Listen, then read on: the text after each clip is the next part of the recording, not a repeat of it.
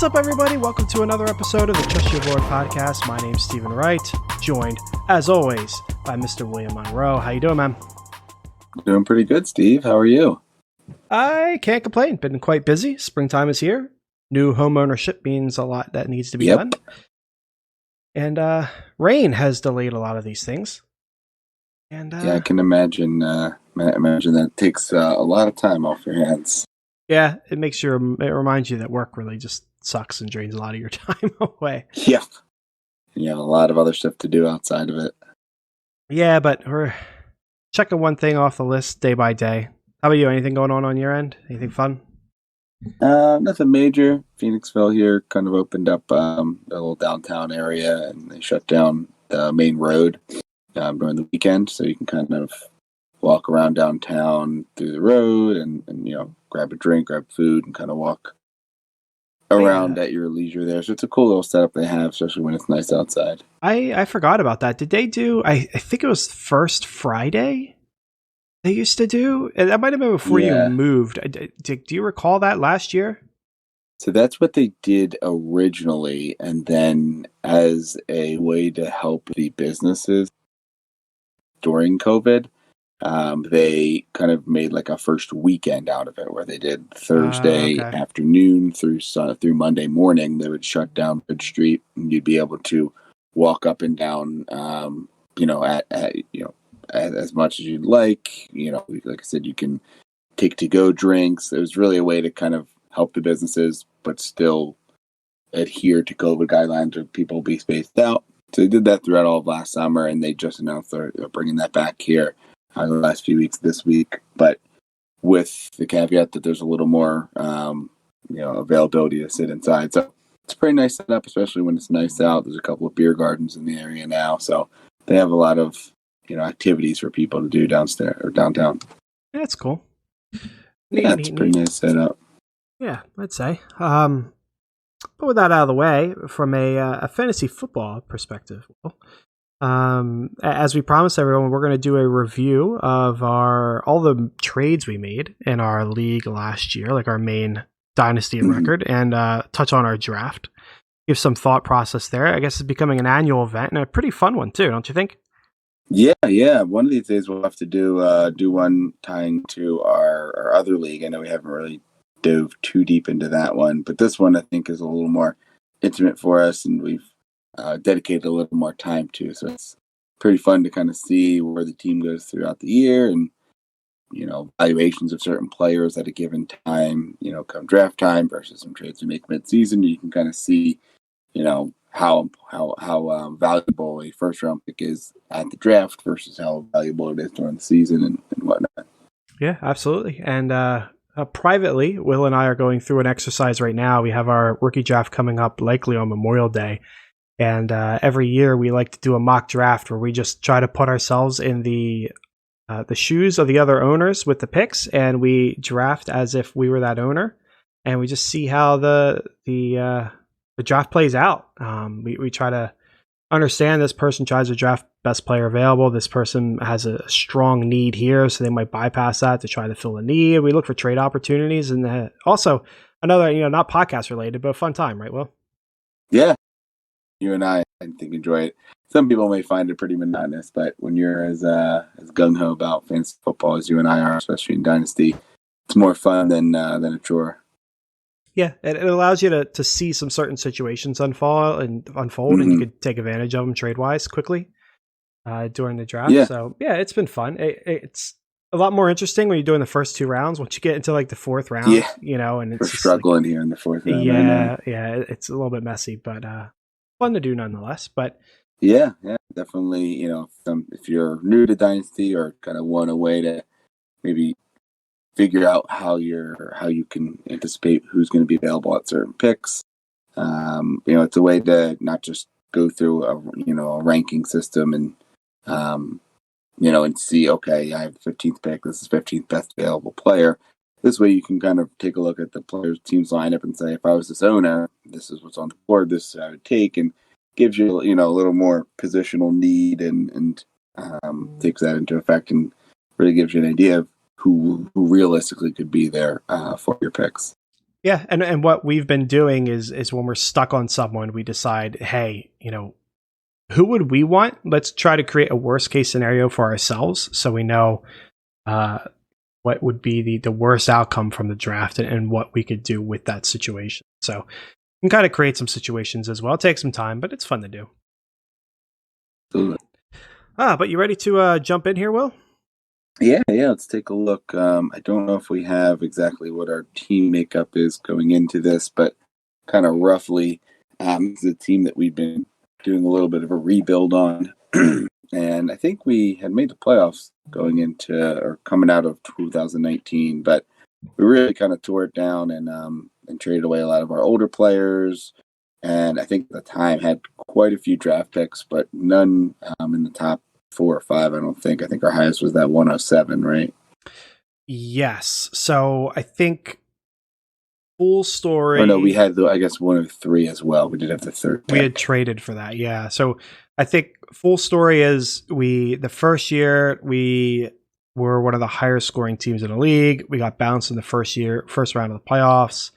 The second year, like you said, we had older players. We decided to kind of retool it. We shipped some people out, figured we'd miss the playoffs that year, ended up making the playoffs anyway.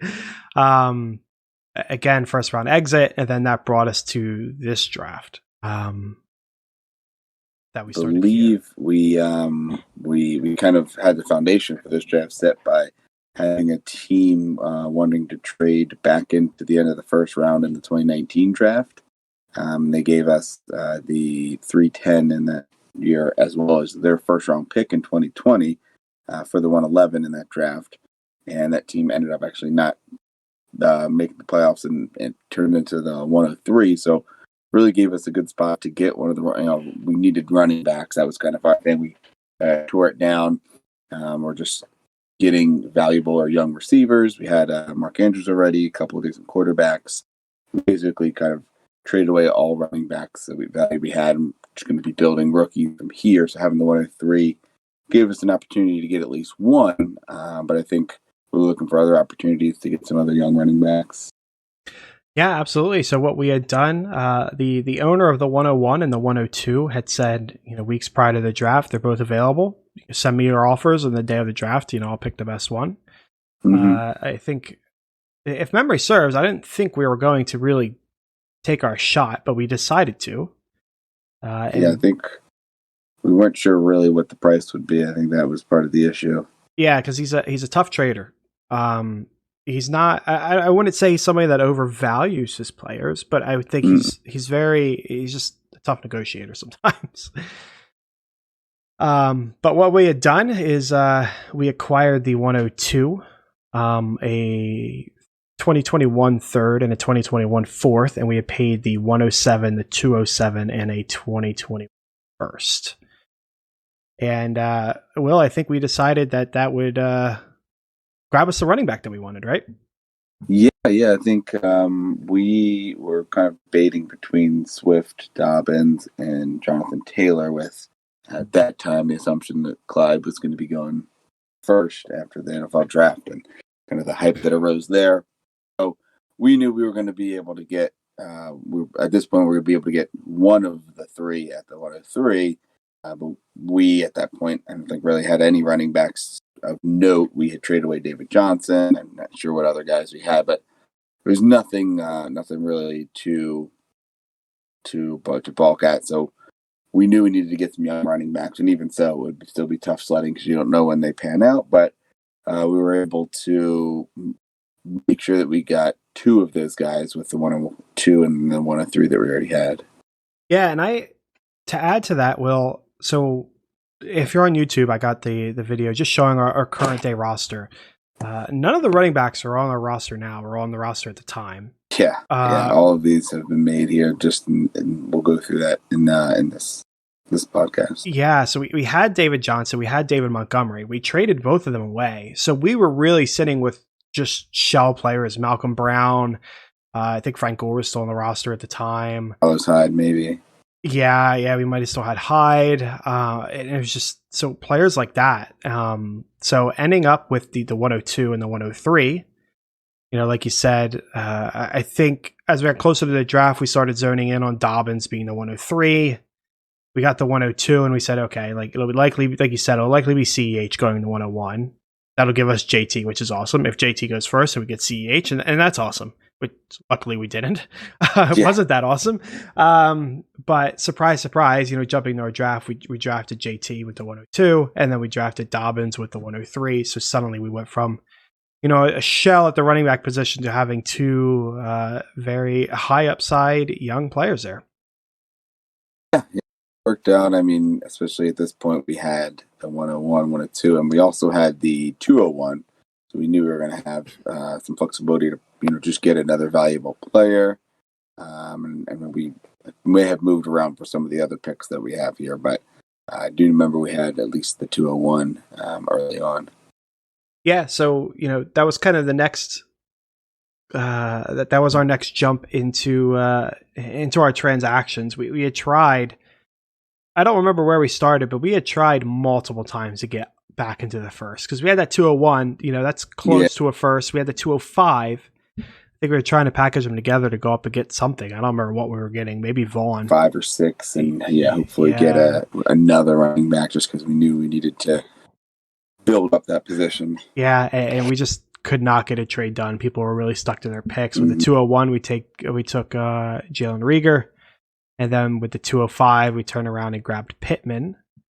I believe that was another situation, Will, where after our pick at the 201, we were desperately trying to get the 202, the 203, the 204 to try to draft Burrow. And we're trying to move up, and I think he ended up going one ahead of us there. Yeah, one ahead of us, and we just couldn't get it done. Couldn't lock it in. No, which is a shame. But then we made a trade, if memory serves. We shipped out Ian Thomas. He was one of our startup draft tight ends that we got. And we sent him over for the 305 to a team that needed a young tight end. And then we turned around and drafted Darrington Evans, who's still on the roster. Yeah. Still on the roster. I mean, we'll see what happens. Henry's likely going to be there for quite a while. But, I think it was really just trying to get back in and, get some value. I know we had a lot of those level tight ends, the Ian Thomas, Dawson Knox of the world. So having Mark Andrews already as our starting tight end, we were really just looking to get some value out of the other guys since we probably wouldn't be using them much. Yep. And I think it plays into we didn't really think the world of Darrington Evans, but again, our running back position was just so barren, right? We needed to take a shot. We both liked Van Jefferson. He was gone. He went a few picks ahead, and we just needed a shot at running back. Luckily, we got him, and then a couple picks later, the 308, we grabbed DJ Dallas, who we were both pretty high on, given the situation with Carson getting up there and Penny not living up to the first round hype. So we grabbed DJ Dallas. I think we were both pretty happy with that at the time. But then we pulled off that trade. Still pretty wild, and I think it's more just kind of supply and demand. Guy goes off the board, and someone really likes him. Their eyes are a little bigger than they should be. Yeah, so the guy we traded with, same guy we traded with the 102, he's a Seahawks fan. So we went with the 305. He had the 306 and the 307. He grabbed Hurts and Lynn Bowden, but then we drafted DJ Dallas, and he was immediately messaging us like, why? Yeah. I hate you guys. This is the guy I wanted, And it's like, why didn't you draft him? You just had 2 shots. But 2 picks in a row. You figured you'd be able to get him later. But if I'm looking through, I mean, he doesn't have another pick in the draft.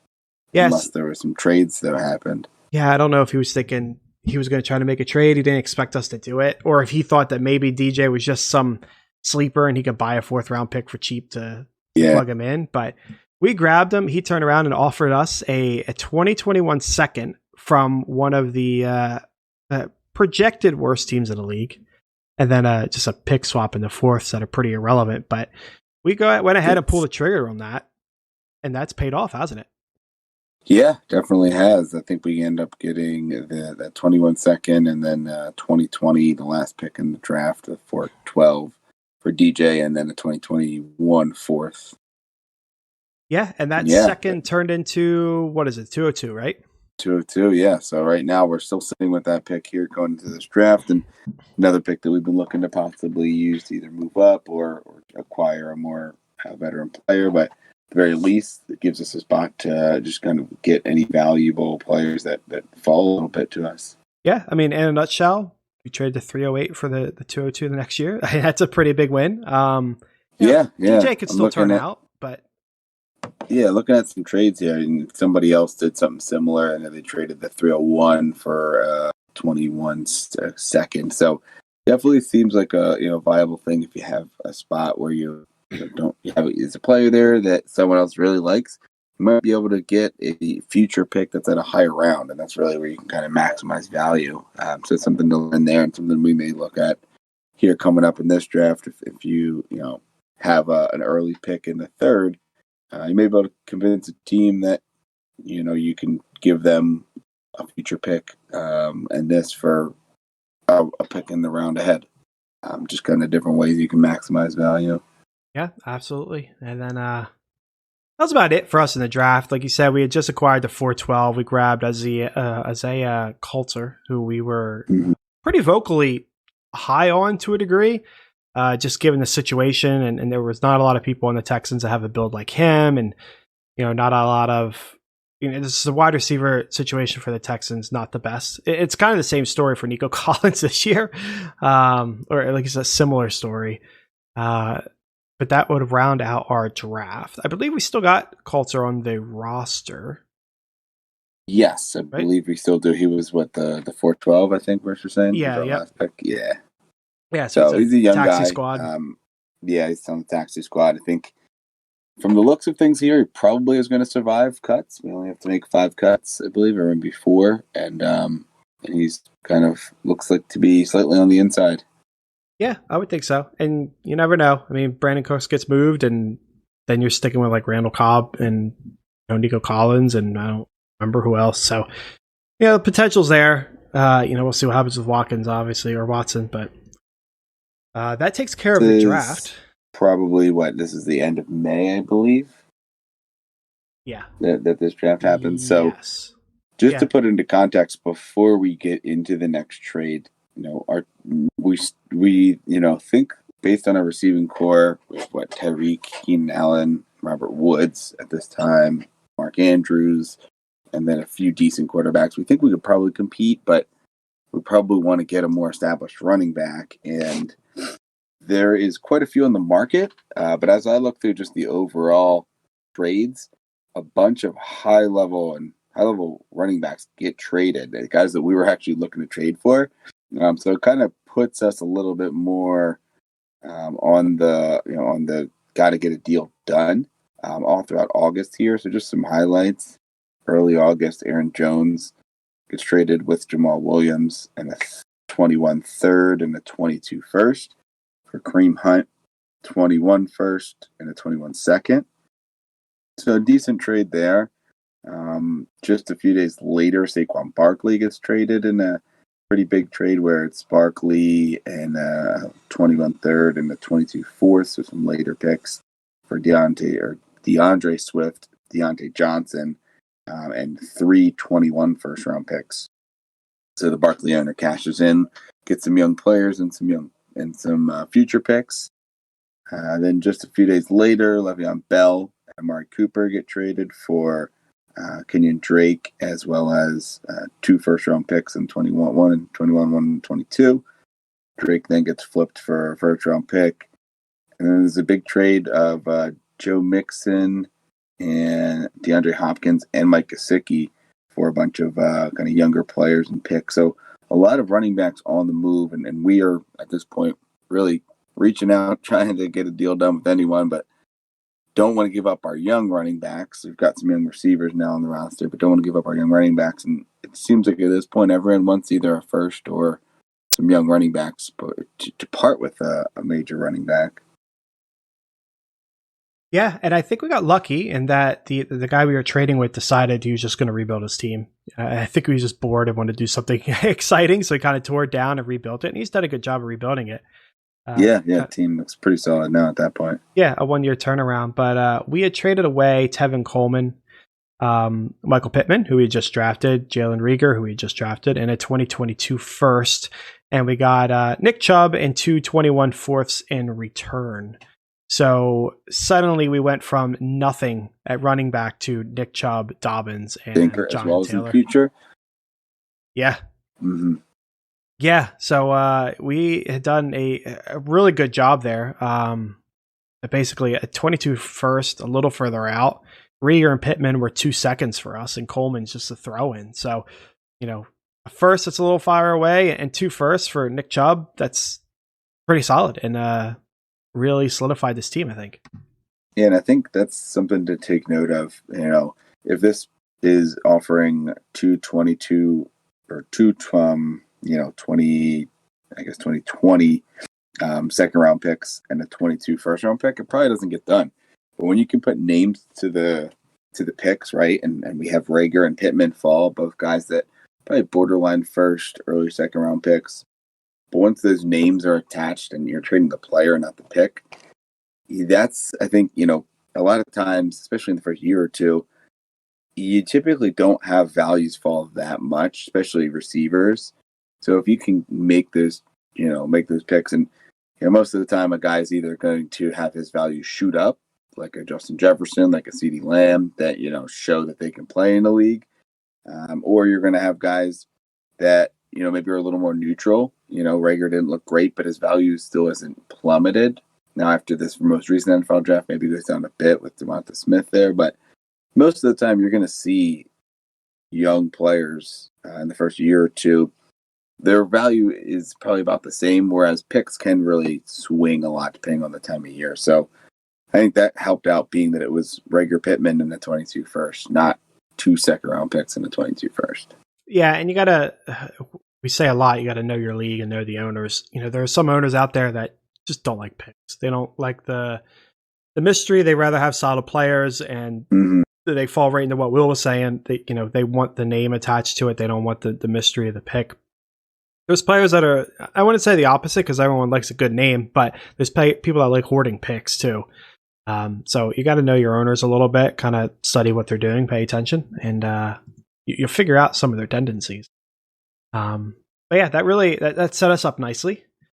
I can almost look at this next trade, Will, and tell you we probably did it in week 3 or 4, which is unfortunate. But we wanted to add some quarterback play there, because we had Baker, we had Teddy Bridgewater, we had Tannehill, and we wanted to add some boom. So we went out, we traded Daniel Jones, Tyler Boyd, and a 21 third for Cam Newton and a 22 first. Which made sense at the time. September 29th. So yeah, you're probably looking right at the right end before of the he got month. COVID. Yep. Pretty much, because I think we got like 1 week out of it. Yeah. It didn't look great. No, I mean, in hindsight, like the main part of that deal was to get Newton, but getting the 22 first, it really helped out. We could afford to lose Boyd, and Daniel Jones shape at receiver. And we just utilized that 22 first, I think. So we'll get to that a little bit later. But all in all, it's a fine deal. It made sense at the time. Obviously it didn't work out for us too greatly for the Cam side, but overall, no regrets on that one. Is that fair? Yeah. I think we're kind of in unison there. Now, the next one. Next is a nice little smaller trade, I think. Yeah, it's a small one, but if you remember, Barkley went down. Wayne Gallman was having some good weeks, and we figured, hey, we got this expiring asset at running back. We really don't need him because our running backs are doing fine. So let's see what we can get for him. We'll really take anything that we can get because he's just somebody that we grabbed off the waiver wire. So we traded away Gallman and a 22 fourth, and we got a 21 third back. Not bad. Probably didn't need to add the fourth in there, but I mean, I'm not going to lose a deal over a 5th round pick, right?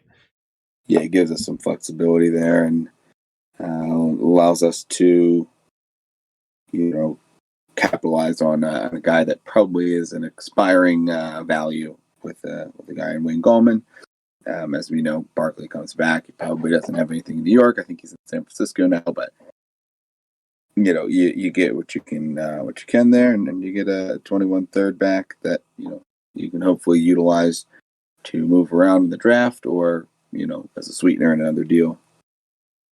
Yep, and the next one, I really like this next one. Well, this is a very interesting move, but we had moved away some roster clogs, so we had traded away Jerick McKinnon, who was serviceable for a few weeks there, but we traded away McKinnon. November, so yeah. So we moved him away. We traded away Malcolm Brown, a 21 second and a 21 fourth, and we got Jarvis Landry and a 21 third in return.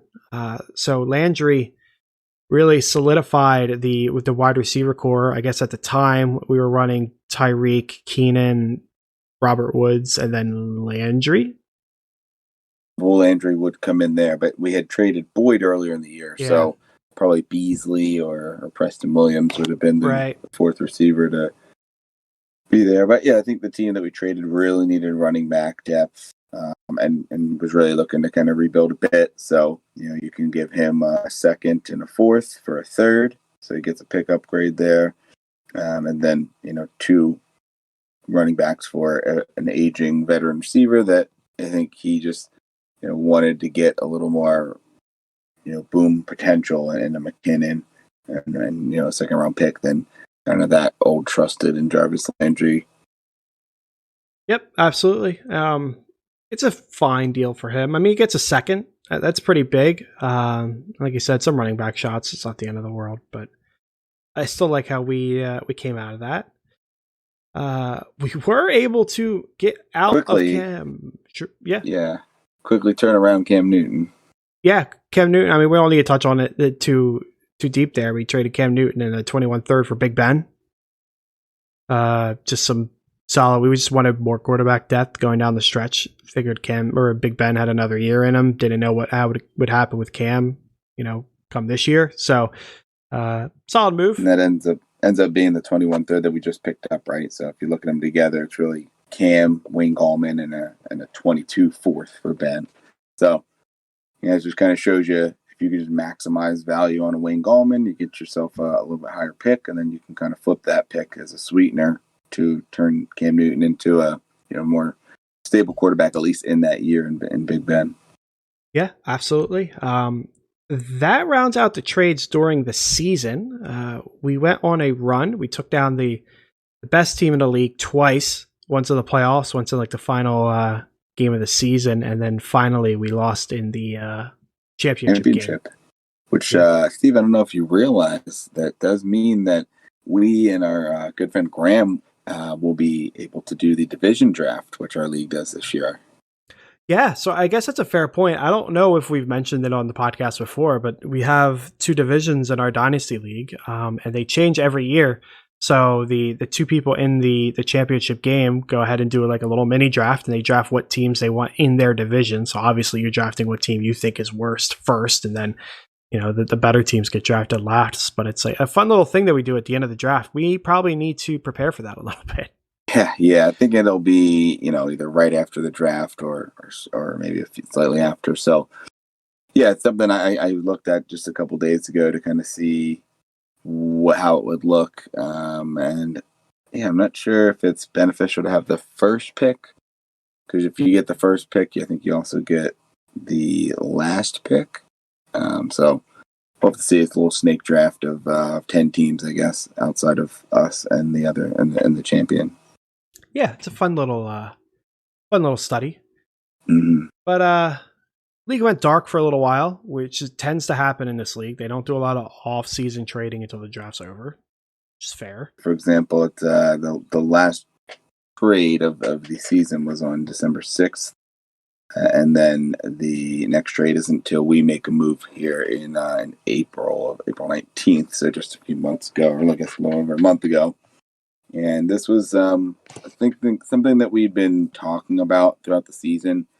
We wanted to get Nick Chubb as a guy to stabilize the running back core, but the hope is that, Dobbins and Taylor by the end of the season look good, and we can count on them the next year and maybe try to trade Nick Chubb to kind of maximize getting some value back for him, as he's an older running back here. Not older running back, but, prime age running back in his second contract, I believe. So you want to make sure you can, get value sooner rather than later, because running backs do lose value very quick.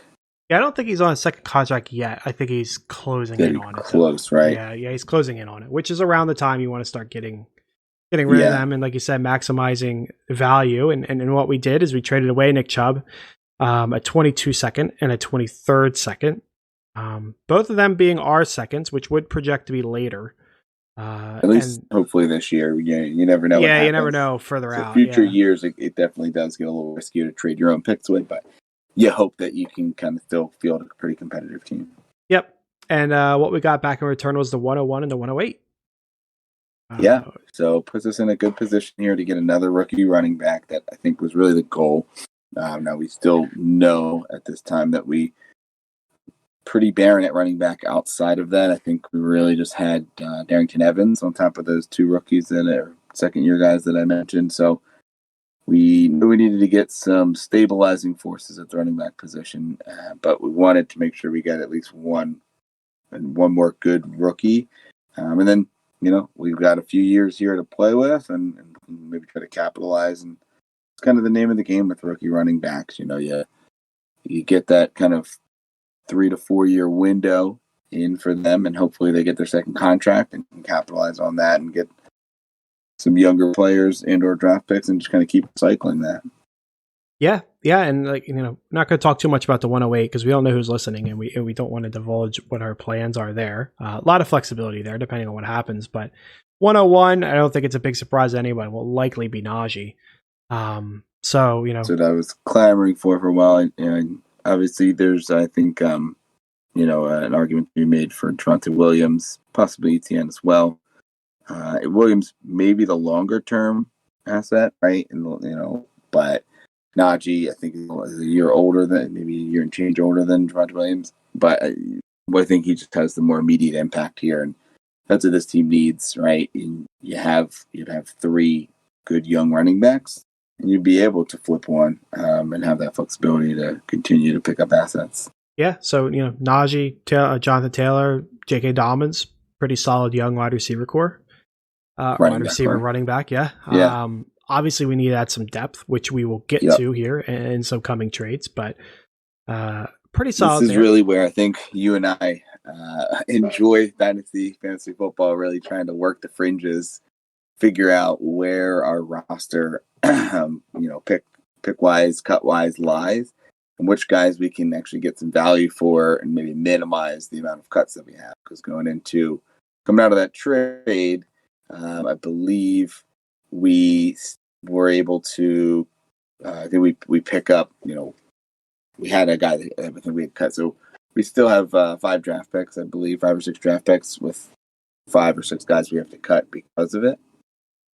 But if you can trade away a guy that may be on the borderline there, pick up some, future picks or cut down on some picks, just to upgrade some picks there. I think that is something that we have been enjoying and pretty good at here throughout the years. Yeah, and that's what we did next. So we traded away Russell Gage. We had a ton of wide receiver depth. So we had Tyreek Hill, Keenan Allen, Robert Woods, Jarvis Landry, Cole Beasley, who you had mentioned. We still got Preston Williams on the roster.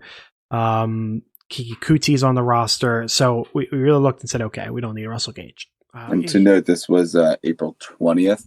So it was before the NFL draft. I think there was expectation that they could take Pitts or a receiver. Yep. But it wasn't solidified yet. So at this point, Gage still looks like the locked in third target in the offense. Yep. Possibly more if Julio is traded. I think where there were rumors at the time. Yep. So what we had done, we moved Gage, the 402 and the 405, and we got back the 307 and the 2023rd. Part of the reason for wanting the 22 third is because we had just given away our 22 second, and we figured, well, let's start adding some picks for 2022, and maybe we could pull the same levers and trade our way back up in the second using these thirds and something else. But a small trade, but kind of plays into the larger picture. Yeah, I think at this point that leaves us with 6 picks, 101, 108 that we talked about earlier, the 201 that we talked about earlier, picking up last year's draft, as well as the 303, 306, and 307. So 6 picks to work with, all relatively good capital, or at least decent capital, being middle of the third round. But now we have some kind of third round picks to play around with and make moves with to pick up veteran players, or trade for future picks, or even look to move up in the draft. Yeah, and that's what we do. So we go about trying to solve this running back depth problem. We move the 306 and we get James White in return. Yeah.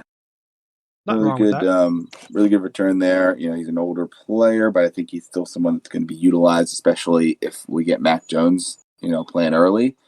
It seems like he is going to be perfect as a check down target for your rookie quarterback. So I'm hoping, we're hoping that if Najee does take a little while to get started, you've got a very, solid PPR running back. This is a PPR league, and James White that can, really get you through some bye weeks and, possibly even plug in for some injuries. Yeah, and the 306, I mean, you're in big time dart throw territory. I'll take, even if James White isn't anything but a fringe starter, I'll take the depth over, some dart throw in the middle of the third round. They just don't pan out that often. This is as of April, which is as of May 9th, so just 10 days ago. So we did go on a little bit of a flurry here of trades. So 10 days ago, we make this James White trade. And then it looks like just a few days later, on April 11th, we make this next trade. Yeah, so we figured we found the team that had Watson, and his other quarterbacks were pretty much gone. I think he had Phillip Rivers, obviously retired. I believe Trubisky was on that roster, back up now. So we said, we were thinking, you can have Big Ben or Jameis Winston, take a shot at one of these quarterbacks. We're not going to give you Baker. We're not going to give you Tannehill, but, take someone like this. Before the draft, we had offered Teddy, or I guess Teddy after is still somewhat relevant if that's the gamble you want to take. But we said, hey, take a shot on a quarterback. You need one. We'll take a shot on Gurley. He's not on a team, but we could use the running back depth. If it doesn't work out, then we haven't really lost anything. And he took it, decided to go with Jameis Winston. So it was just straight up Jameis Winston for Todd Gurley, kind of a roll of the dice on both our parts. For both teams. We had some quarterback depth, he had running back depth. Both guys have, floors that are very low and out of the league very, very soon. But, relatively decent ceilings, right? Maybe Gurley finds his way into a team as a timeshare, or maybe he's back in Atlanta, and can get some carries. So be a decent running back, and Winston gives him some just some stability and someone that can play, while he searches for his future quarterback if something does happen where Watson doesn't come back to the league. Yep, it's pretty, like you said, it's pretty fair for both sides. In a vacuum, obviously we're going to roll the dice on a running back, if you have the choice. But, in his situation, especially in Gurley's situation, I have no problem with that trade on his end. So I don't feel like it's a fleecing or anything. Pretty fair. Pretty fair on both ends. Yep. So we're looking at things, and we said, okay, we've acquired the running back depth that we needed. And then we thought, well, maybe we try to go about packaging Landry and Woods together, and in which case we could use some wide receiver depth if we could pull off a trade like that. So preemptively, we went out and we traded T.Y. Hilton. Or no, we didn't. We traded Dawson Knox in the 307, and we got T.Y. Hilton in the 402. So we got some wide receiver depth with some upside with, Carson Wentz, who's going to be willing to take some shots, unlike Rivers. Really where we've found a good trade partner. 3 of the last 4 trades here, basically after that Chubb trade, have been with the same team who has kind of finally embraced leaning in and rebuilding. So he's been trying to trade away some of his older players like James White and trade for some fringe guys like Gage and picks. So we were able to give him a little bit of a pick upgrade and a young tight end in Knox for a guy like T.Y. Hilton that's a little more valuable on a team like ours that hopefully is going to win in the next year or so, and then we can take on that age cliff potential if it can help us compete here in the next year or two. Yeah, and then our final trade that we have made so far, and last night, I think it's fair to say, well, probably our last one until the draft. I don't. At this point, yeah, unless we got third round picks to kind of just throw away at someone. Yeah, unless there's some little things here and there. I mean, we don't have much pick capital in 2022 to work with anymore. in theory, I guess we still could combine like a Jarvis Landry and a T.Y. Hilton for something. I don't know, but probably our last trade before the draft. Yeah. But yeah, just last night we traded away Robert Woods and we traded away a 2022 first, and we got Mike Evans.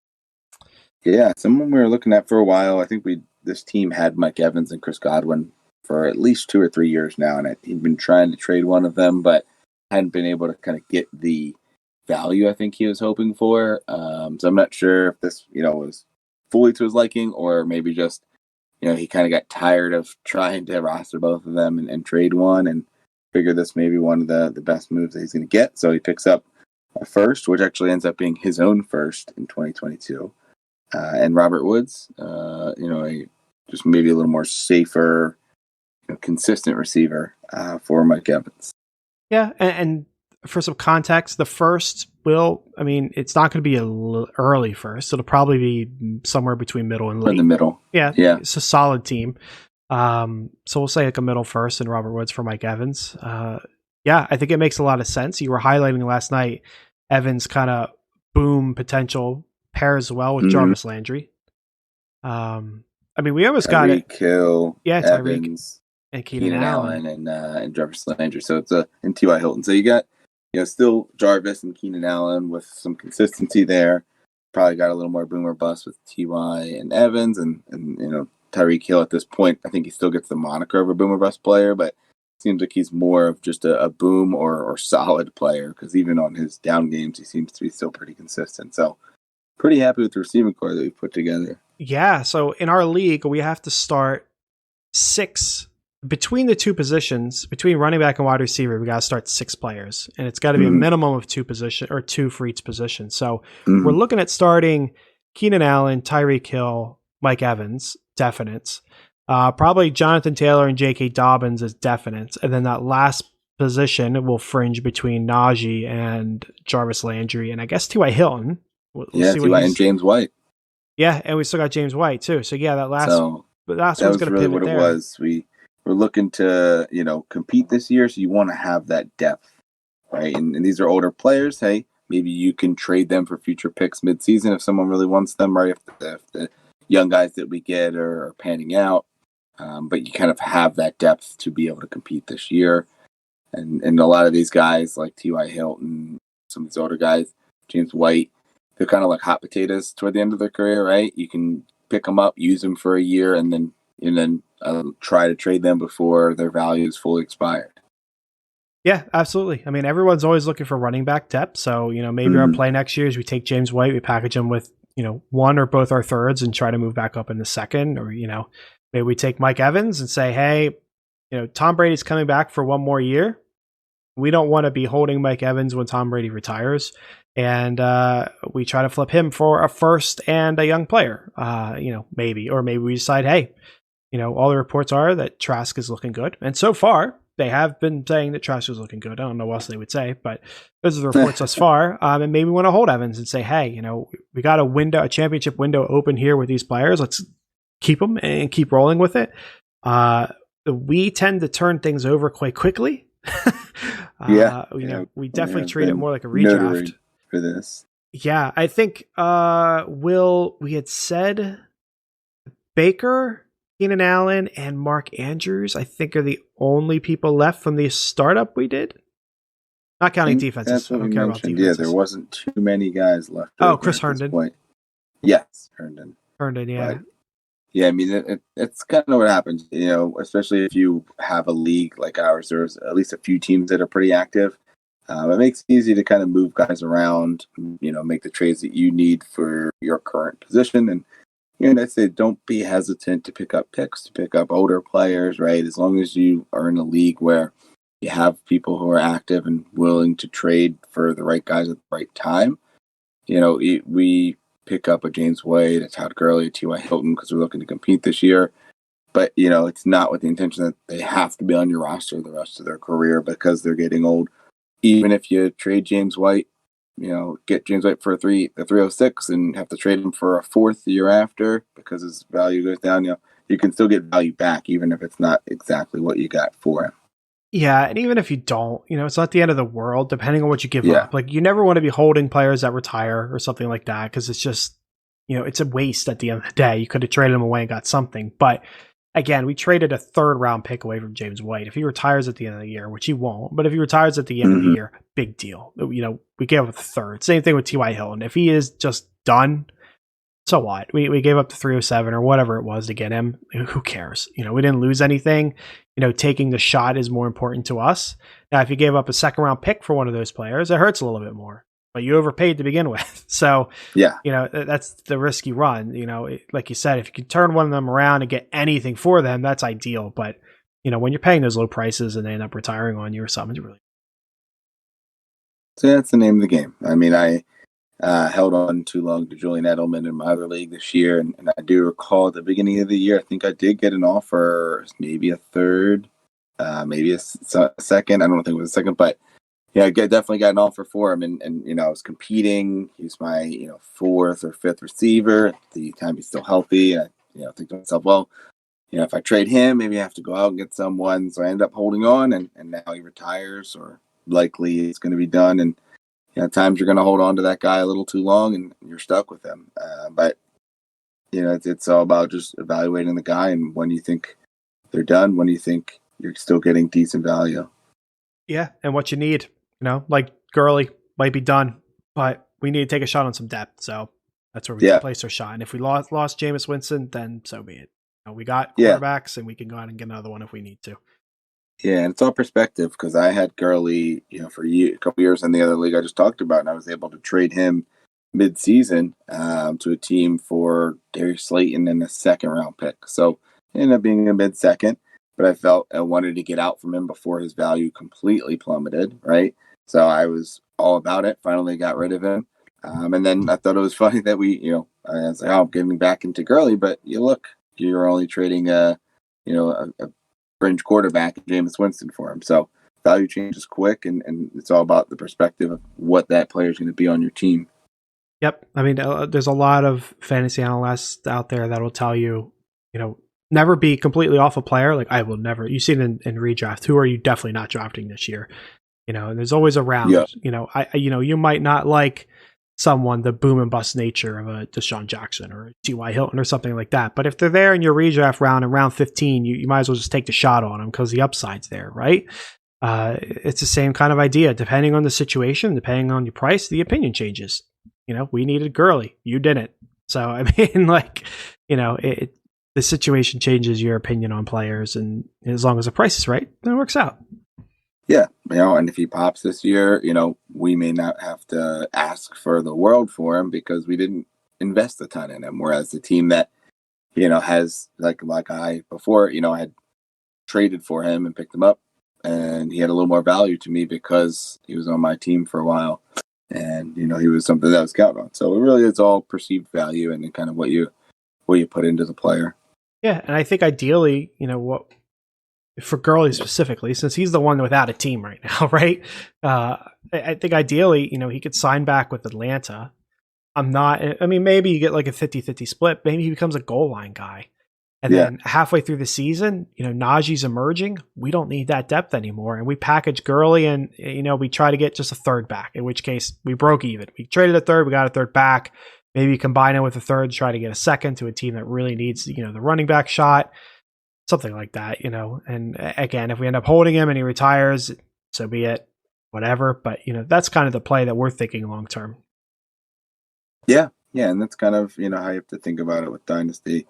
You're, constantly making moves that, lean you further in and with older players, right? And trading away picks, but then you don't have to continue to go in that direction. I feel like we definitely have a good way of kind of going back and forth, pivoting, picking up picks for Russell Gage, pick upgrades, and then trading a pick for James White. You can kind of go back and forth when it comes to what it is you're looking to do, get younger, get older. It's really what that player means to your team and kind of where they fall on the depth chart. Yep, and it all depends on what people like. If we try to go and trade Russell Gage straight up for James White owner might have said no. But you trade Russell Gage for a third, and then you flip the third for James White, and suddenly it works out. Sometimes that's the game you got to play. We are excited here for our upcoming rookie draft. I guess that'll be in the next week or two.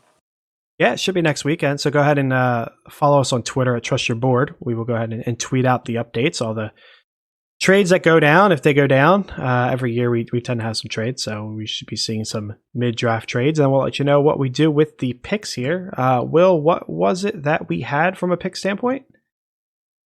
Our picks this year, we have the first pick, the 8th pick, so 108, the 202, the 303, and the 402. So we are in good shape to have a top 3 pick in each round, as well as an extra mid first. Yeah, awesome. Cool. Well, with that in mind, I think that's going to take care of the show for today. Will, do you have any closing thoughts? Yeah, good luck, everyone. I think this is pretty much rookie draft season here. I just had my first one on Saturday, and we've got a few more coming up in the next few weeks. So good luck in your rookie drafts. Feel free to tweet at us any questions you have. We're happy to answer with what our opinions are here and point you in the right direction. But good luck and make some trades. Yeah, absolutely. And always remember, trust your board.